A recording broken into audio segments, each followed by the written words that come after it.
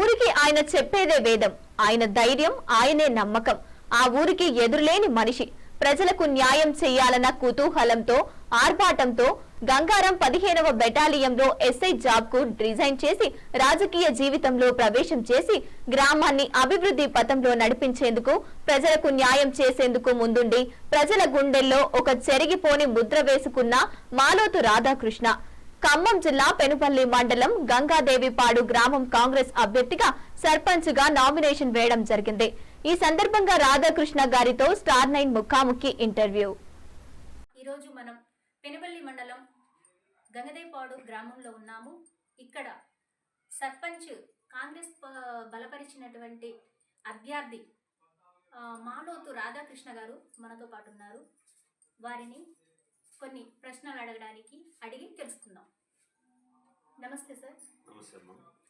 Sir, ఇప్పుడు మీరు ఈ గ్రామానికి ఎంతో మేలు చేశారని, ఎంతో మంది పేద ప్రజలకి మీరు హెల్ప్ చేశారని వాళ్ళు బయట మేము వినడం అనేది విన్నాము. అసలు మీరు ఒక్కరే ఈ నామినేషన్ వేయడం పట్ల మీరు ఎలా ఫీల్ అవుతున్నారు? నేను ఈ ఊరు రావటానికి ముందు పోలీస్ డిపార్ట్మెంట్లో జాబ్ చేశాను. ఆ జాబ్ వదిలేసి ఈ ఊర్లో ఒక మంచి పని చేయాలి అనే ఒక సంకల్పంతో మా రాజకీయ గురువు అయినటువంటి శ్రీనివాసరెడ్డి గారు, తర్వాత మట్టా దయానంద గారు, ఇలా ఆశీస్సులతోనే వచ్చారు. అప్పుడు వచ్చినప్పుడు ఏంటంటే కొత్తగా వైఎస్ఆర్సిపి ఇక్కడ జగన్ గారు పార్టీ పెట్టారు. వైఎస్ జగన్మోహన్ రెడ్డి గారు వచ్చిన తర్వాత ఈ పార్టీలో రావాలని, అప్పుడు కొంచెం రాజకీయంగా మనం ఇంతకుముందు కూడా జాబ్కి వెళ్ళకముందు 90కి ముందు ఇక్కడ మా రాజకీయంగా ఈ ఊళ్ళో మేము తిరుగుతూ ఉండేవాళ్ళం, చేస్తూ ఉండేవాళ్ళం. విద్యార్థి దశ నుంచి కూడా నేను ఉద్యమాల్లో కూడా పాల్గొన్నాను. అప్పుడు పీడిఎస్ నుంచి కాలేజీలో చిన్నప్పటి మీకు ఇంట్రెస్ట్ రాడికల్స్ భావాల నుంచి మళ్ళీ ప్రజాసేవలోకి వచ్చాను అనుకోండి. అలా చేశాను. ఆ పీరియడ్లోనే ఏమైందంటే నాకు 90లో జాబ్ వచ్చింది. పోలీస్ ఇంటర్వ్యూ వచ్చి జాబ్ వచ్చేసి జాబ్ చేశాను. జాబ్కి వెళ్ళిపోయాను. అప్పుడు 89లో వెళ్ళిపోయి అక్కడ డిచ్పల్లి నిజామాబాద్ డిస్ట్రిక్ట్ 7th బెటాలియన్లో పనిచేశాను. అక్కడే సెలెక్ట్ అయ్యి అక్కడ ఇంటర్వ్యూ అక్కడే జరుగుతుంది. అక్కడి నుంచే ఇక జీవితం అలా నడుచుకుంటూ పోయి 91లో అక్కడ నుంచి హైదరాబాద్ వెళ్ళిపోయాను. Grants special security force, grants అని SSF అని దాంట్లో అక్కడ తీసుకున్నాను. ఇక అందులోనే మా రాజకీయ జీవితం గడిచిపోయింది. ఇక ఈ పోలీస్ డిపార్ట్మెంట్లో నడుచుకుంటా అట్లనే ఏమైందంటే అప్పుడు యాంటీ నక్సలైట్ దాంట్లో అట్లా కొన్ని ప్రాబ్లం ఉండే. మళ్ళీ మా మామగారు అంతా నిజామాబాద్లో ఉండే, ఆయన కూడా ఎస్ఐ గారు అక్కడ, మా ఫ్యామిలీ కూడా అక్కడే ఉండే. అలా చేసుకుంటా 90లో ఈ కృష్ణనగర్లో ఉండేవాడు అప్పుడు హైదరాబాద్. అక్కడ రాజకీయం ఇలా చూసుకుంటా ఉద్యోగం గురించి అక్కడే వండుకుంటా మళ్ళీ నిజామాబాద్ వచ్చేసాను ఇంటెలిజెన్స్. అక్కడ ఇంటెలిజెన్స్లో వండుకుంటే గ్రాండ్స్లో పని చేసుకుంటా ఈ స్పెషల్ సెక్యూరిటీ ఫోర్స్లో మా సివిల్లోనే చేసుకుంటా ఉండేది. అప్పుడు రాజశేఖర రెడ్డి గారు అంటే మాకు కొంచెం బాగా రాజశేఖర రెడ్డి గారు వచ్చారు. అక్కడ కూడా నిజామాబాద్ డిస్ట్రిక్ట్ వెళ్ళినప్పుడు ఇప్పుడు PCC ప్రెసిడెంట్ వీళ్ళందరూ ఉండే. అప్పుడు మేష్ కుమార్ గౌడ్ గారు వాళ్ళు అప్పుడు కూడా అంతా ఉద్యమం ఉంది. అదే పీరియడ్లో ఏమైంది, తెలంగాణ ఉద్యమం మొదలైంది 2000 సంవత్సరంలో. అప్పుడు నిజామాబాద్ వెళ్ళిపోయా. మళ్ళీ నేను రిటర్న్ హైదరాబాద్. అప్పుడు ఉమ్మడి ఆంధ్రప్రదేశ్లో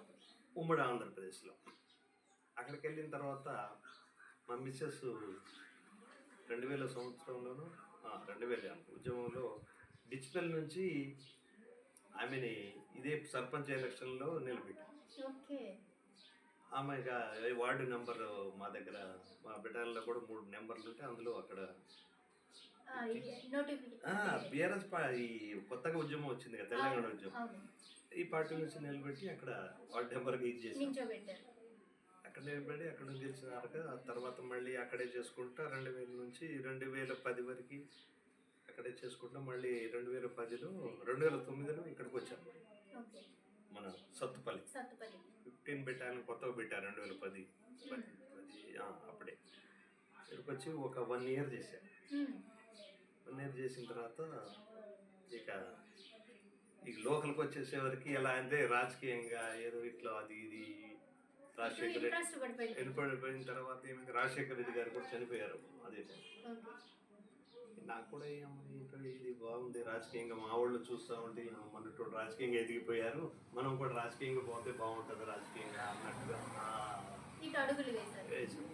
వేసిన తర్వాత ఏమైంది, ఇంతలోనే వైఎస్ జగన్మోహన్ రెడ్డి గారు పార్టీ పెట్టారు. ఈ పార్టీ పెట్టిన ఏమంటే ఏమైందంటే ఈ దీంట్లో వెళ్తే బాగుంటుందని అప్పుడు అంతకుముందు ఎవరు కోడ అజయ్ గారు వచ్చారు, తర్వాత వెంకట్రావు గారు వచ్చారు. వెంకట్రావు గారు వచ్చినప్పుడు ఇక మామూలుగా అలా ఉన్నాం. అయితే దాంట్లో వెళ్ళటానికి కారణం కూడా రిటైర్డ్ సిఐ నరసింహారెడ్డి గారు ఉన్నారు, విఎం బంజర్లో ఉంటారు, రిటైర్డ్ అయ్యి వచ్చారు ఆయన గారు. ఆయన మహానుభావుడు ఏంటంటే, మరి నువ్వు కూడా మెడికల్ లీవ్లో ఉన్నావు, రాజకీయంగా రాజకీయ వృత్తి బాగుంటుంది, నువ్వు మంచి యువకుడివి రా అన్నాడు. సరే అని మేము కొత్తగా వైఎస్ఆర్సీపీ పెట్టినప్పుడు ఇద్దరం కలిసి బాగా తెలియదు పువ్వాడ అజయ్ కుమార్ అంటే ఆయన కూడా మా పార్టీలో అప్పుడు ప్రెసిడెంట్కి ఇచ్చారు. తిరగకుండా ఇంకా అట్లనే పాపం ఈ రాజకీయంలో ఎలా ఉంటుందండి, ముందు వచ్చిన వాళ్ళు వెనక అనుకున్న ఈ విధంగా ఉన్న తర్వాత శ్రీనివాస్ రెడ్డి గారు వచ్చారు. ఇక శ్రీనివాస్ రెడ్డి గారు వచ్చిన తర్వాత 2014లో గారు ఫస్ట్ ఇనామినే సర్పంచ్. అయితే నేను వచ్చిన తర్వాత ఏమైందంటే ఆయన కూడా మంచి పాపం, చాలా మంచి వ్యక్తి, మంచి సౌమ్యుడు, ఇక ఎవరికి హాని కలిగించే వ్యక్తి కాదు. మనం ఇలా వెళ్ళాలి ఇలా అంటే ఆయన పార్టీ పరంగా ఆయన ఒక పార్టీలో ఉన్నాం, మేము ఒక పార్టీలో ఉన్నాం. మాకు ఎవరు అపోజిషన్లు ఉన్నారు ఆయన వాళ్ళతోనే ఉండే, ఉన్నా కూడా మాకెప్పుడు రాజకీయ విభేదాలు ఉండేవి వచ్చిన కాదు. మేము 12 నుంచి సామరస్యంగా ఉండి ఈ విధంగా అన్నప్పుడు అదే మన ఎంపీటీసీ చేసినప్పుడు ఇతర చేసిన తర్వాత మళ్ళీ మాకు కోఆపరేటివ్ ఎలక్షన్ వచ్చి మళ్ళీ వాళ్ళు వేయాలంటే లేదు మా వాడికి కంపల్సరీ మీరు డైరెక్టర్ పదవి ఇవ్వాల్సిందే, కోఆపరేటివ్ ప్రెసిడెంట్ ఇవ్వాల్సిందే అని పొట్టుబట్టారు. సరే అది చేసాము, డైరెక్టర్ పోస్ట్ ఇచ్చారు కోఆపరేటివ్ ఏసీ డైరెక్టర్గా ఎన్నుకోవడం జరిగింది. దాంట్లో మళ్ళీ ఏదో ప్రెసిడెంట్ అది వైస్ ప్రెసిడెంట్ కావాలంటే మళ్ళీ విజయబాబు గారు అట్లనే కంటిన్యూ అయిపోయింది. ఇక అట్లానే నడుచుకుంటా రాజకీయ జీవితంలో వాళ్ళతో పోరాడుతూనే ఉన్నాను ఆ రోజు నుంచి ఈ రోజు వరకు. నేను ఎప్పుడు వచ్చానో ఈ 15 సంవత్సరాల జీవితంలో వాళ్ళతో ఇది అది అనుకుంటా ఊర్లో మంచి చేసి ప్రజలతో ఇట్లా రా బాబు అట్లా రా బాబు అని చెప్పుకుంటా అలాగనే కాలం గడుపుకుంటా వస్తున్నాను. కాకపోతే నేనేంటంటే రాజకీయంగా నమ్మిన వ్యక్తులు శ్రీనివాస్ రెడ్డి గారు, దయానంద్ వాళ్ళే. ఆ శ్రీనివాస్ రెడ్డి గారిని నమ్మకంతోనే నేను వచ్చాను, ఆయనతోనే ఉన్నాను. రాజకీయ జీవితాన్ని రాజకీయ భిక్ష పెట్టింది కూడా వాళ్ళు, కానీ రాజకీయ పునాది వేసింది మాత్రం సిఐ నరసింహారెడ్డి గారు. వచ్చిన తర్వాత రాజకీయంగా ఇక నేను శ్రీనివాస్ రెడ్డి గారిని ఇక ఆయన ఏమన్నా నువ్వు ఆయనే మా దేవుడు అది అనుకుంటా, నాకు ఆయనే మా అన్న నా తండ్రి లాగానే భావించి అలాగనే ఉన్నాను. ఆ తర్వాత ఇక లోకల్గా మా దయానంద్ గారు, ఎందుకంటే మేమిద్దరం కలిసి రాజకీయంలో దిగిన తర్వాత ఆయన కూడా వాడిపోయి ఉన్నారు. ఆయన కూడా టికెట్ వస్తే ఇక్కడ ఎమ్మెల్యే చూడాలనే కోరిక బాగా ఉండేది. సరే కొన్ని కారణాల వల్ల ఎలాగైనా మేడం గారికి రాఘమయ్య గారికి వచ్చింది, మాకు సంతోషం. ఆయన అయినా మేడం గారైనా సార్ అయినా ఒకటే కదా అని అదొక ఆనందంతో ఇది ఉన్నాం. ఇక అట్లా గడిచిపోయిన తర్వాత ఈ ఊర్లో ఇప్పుడు మళ్ళీ ఎలక్షన్లు వచ్చాయి. దాని తర్వాత మరి ప్రజల ముందు పోయి ఏంటి అనే అభిప్రాయాలు వాళ్ళకి నేను కలిసి మరి ఓటింగ్ పోవాలంటే డబ్బుతో కూడిన వారం, మరి అంత స్తోమత నా దగ్గర కూడా లేదు, కొన్ని కూడా ఆల్రెడీ పోగొట్టుకున్నాను. సరే పోవాలి అనే నిర్ణయాన్ని మళ్ళీ నిర్ణయించుకున్నాను, వెళ్దాం ఏమన్నా కానీ అని నామినేషన్ వేసిన తర్వాత అపోజిషన్ వాళ్ళు కూడా నాకు సాంబశివరావు గారు కనుక మాకు సీనియరు మోహన్ బాబు సార్ ఇట్లా వచ్చింది నాకు అవకాశం అంటే, ఎస్టీ వచ్చింది కాబట్టి నువ్వు ఫస్ట్ నుంచి కష్టపడ్డాం, మేము అపోజిషన్ పార్టీలో ఉన్నా కూడా నా మద్దతు నీకే, ప్రజల మద్దతు కూడా నీకే ఉంది, నువ్వే నిలబడాలి, ఓకే. నీకు నేను ఎవరు వచ్చినా కానీ ఎవడొచ్చినా నేను చూసుకుంటా అనే పాపం అనే లోపల సపోర్ట్ ముందు చేశాడు. చేసే లోపల పాపం కొన్ని కారణాలు ఆయనకి హార్ట్ సర్జరీ అయింది, ఓపెన్ హార్ట్ సర్జరీ. ఆయన మహానుభావుడు అక్కడ ఉండిపోయాడు. అయ్యో ఏం చేయాలి ఇప్పుడు, రాజకీయంగా వీళ్ళందరూ వచ్చారు, ఏం చేయాలి ఇప్పుడు, ఎలా ఏంటి అనేది అసలు అర్థం కావట్లేదు. అతను హార్ట్ సర్జరీ అయ్యి 10 రోజులు అవుతుంది, మాట్లాడలేదు. అయినా కూడా వెళ్ళా, ఒకసారి కలిసి వద్దాం సార్ని. పాపం పెద్దయిన సీనియరు, ఊర్లో చిన్నతనం నుంచి అందరం కలిసిమెలిసి పెరిగిన వాళ్ళం ఊర్లో, వాళ్ళ బ్రదర్ మేము. ఆయన సీనియర్ ఆయన.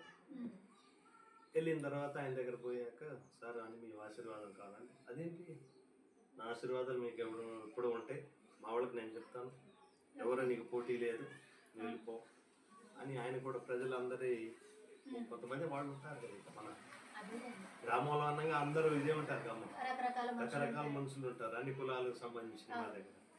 వాళ్ళతో చెప్పి ఆయన ఎవరు వేస్తే నేను ఒప్పుకోను అని చాలా ఇది చేసి అవసరంతో నేను వస్తాను, నువ్వు నామినేషన్ ఇచ్చి మద్దతు అంటే చాలా గొప్పగా ఇచ్చారు. ఎందుకంటే ఆయనకి ఒక్కసారి నమస్కారం ఈ రోజు ఎవరో కూడా వస్తూనే ఉంటారు కదమ్మా. ఇక్కడికి వచ్చిన తర్వాత ప్రజల్లో ఇక వాళ్ళు వీళ్ళు ఏదో కొన్ని కారణాలు ఉన్నాయి. అయితే నా ఏమేమి ఉందంటే ఎంపీపీగా వెళ్ళాలని ఉంది, అది కూడా ఎస్టీ వచ్చిందిగా. అయితే ఇక్కడ మా గ్రామంలో ఎస్టీ వాళ్ళు అన్న కులానికి నాయకులు అందరూ సీనియర్లు ఉన్నారు కదా, వీళ్ళందరూ కలిసి అటు పల్లి వెంకటేశ్వరరావు గారు అని, కాకా వెంకటేశ్వరరావు గారు, ఇటు మరియు మా బ్రదర్ జగన్ గారు కానీ, వీళ్ళందరూ సరే అవకాశం ముందు వచ్చింది కదా, ఈ అవకాశం ఇదేంటంటే చేసుకో, నువ్వు నామినేషన్ అయ్యి ఎవరితో ముందు కావాలి, మనకు అవకాశం వచ్చి ఊళ్ళో నువ్వు కావాలి అంటే నేను కొంతమంది జనాలను కూర్చోబెట్టి, ఇక నా మిత్రులు కొంతమంది ఉన్నారు, పన్ని శ్రీనివాసరావు అని, రాఘవోలని, ఆ పిల్లలందరూ, లేదు బాబాయ్ నువ్వు సర్పంచ్గానే చూడాలి నిన్ను, మేము నువ్వు సర్పంచే చేయాలి ముందు, తర్వాత సంగతి ఎమ్మెల్యే వద్దు, మనకి ఎంపీ వద్దు, ముందు సర్పంచ్గానే నువ్వు చేయాలి అని. అయ్యో ఇట్లా అన్నారు కదా, సరే అని మరి ఇట్లా అవకాశం ఉంది కదా మనకి, ఇంకా నెక్స్ట్ 1-2 నెలలకే కదా బాబు అని. లేదు బాబాయ్ నువ్వు ఇక ప్రజల దగ్గరికి వెళ్తే నువ్వు సర్పంచ్గా చేయి, నువ్వు సర్పంచ్ ఉండాలి అని అందరూ అభిప్రాయం సేకరణ మొత్తం తీసుకున్నాను. వాళ్ళ అభిష్టం మాకు ఏంటంటే, సరే నేను ఒక రోజు ఆలోచించి ఆ మిస్సెస్ని పెడదాంలే అనుకున్నా. మిస్సెస్ పెడదాం, మనకెందుకు మన రేపు అవకాశం ఉంది కదా అంటే, మళ్ళీ లేదు వీళ్ళందరూ నామినేషన్ మీరే వేయాలా, మీరే అని చెప్పేసి పట్టుకో. కానీ సరే మీ కోరిక మీద నేను ఎందుకు కాదని నామినేషన్ వేసేసాను. అందరి కోరిక మేరకు మీరు నామినేషన్ వేయడం జరిగింది, మిమ్మల్ని ఏకగ్రీవంగా ఎన్నుకోవడం అనేది జరిగింది. దీనికి మీరు ఎలా ఫీల్ అవుతున్నారు? నేనమ్మా నాకు ఒక చెప్పలేని ఏంటంటే, ఇది కన్నీళ్ళతో చెప్పాలని నాకు చాలా కృతజ్ఞత కలిగి ఉంటారు. ఎందుకంటే ఇలాంటి అవకాశం నాకు వచ్చింది, ప్రజలు కూడా నాకు ఇంత మంచి అభిమానాన్ని ఇచ్చారు. వాళ్ళకి నేను ఈ ఊరిని ఈ రాష్ట్రంలోనే, ఈ జిల్లాలోనే తీర్చిదిద్దాలనే కోరిక మీద నేను ఈ నామినేషన్ చేశాను. నాకు అందరూ సర్పంచ్ కావాలని వాళ్ళు కోరుతున్నారు. మీకు సపోర్ట్ చేస్తున్నా ఇప్పుడు ఎమ్మెల్యే మేడం గారికి మీరేమైనా చెప్పాలని అనుకుంటున్నారు? నాకు టికెట్ ఇచ్చి దయానంద్ గారు, రాగమయ్య గారు వాళ్ళకి ఎప్పుడూ రుణపడి ఉంటాను. ఎందుకంటే వాళ్ళు నాకు ఒక రాజకీయ భిక్ష పెట్టినట్టుగా, ఒక అధికార పార్టీ నుంచి నువ్వు ముందు నువ్వు టికెట్ తీసుకుని నీకే ఇస్తున్నావు అంటే, నాకు ఇచ్చిన తర్వాత నాకు ఈ విధంగా ఎవరికి తెలియదు కమ్మా, నీకు టికెట్ ఇస్తాం అన్నారు, ఇచ్చారు. టికెట్ ఇచ్చిన తర్వాత పరిణామాలు ఏమైంది, ఈ విధంగా నాకు సానుకూలంగా నాకు నా ఆనందానికి నాకు ఇది లేకుండా అయిపోయింది. అద్దులు లేవు, అసలు ఏం చెప్పాలో అర్థం కాదు. అదృష్టం దేవుడు మీకు ఇచ్చారు. ఆ దేవుళ్ళు అనేది నాకు దయానంద గారు, రాగమయ్య గారే కనపడ్డారు.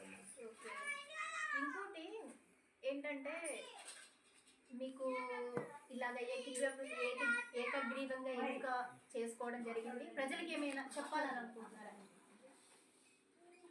నేను ఈ పదవిలో ఉన్నంతసేపు వాళ్ళకి ప్రతిదీ ఏమి కావాలో ప్రతి ఇంటికి తిరిగి ప్రతి గ్రామంలో డ్రైనేజీ వ్యవస్థ కానివ్వండి, రేషన్ కార్డులు కానివ్వండి, ఈ మన కొంతమంది పట్టా భూములు రాలేదు, ఆ సమస్యలు బాగా ఉన్నాయి. మాదేంటంటే రెవెన్యూ విలేజ్ కాదమ్మా, 4 రెవెన్యూలు ఉన్నాయి.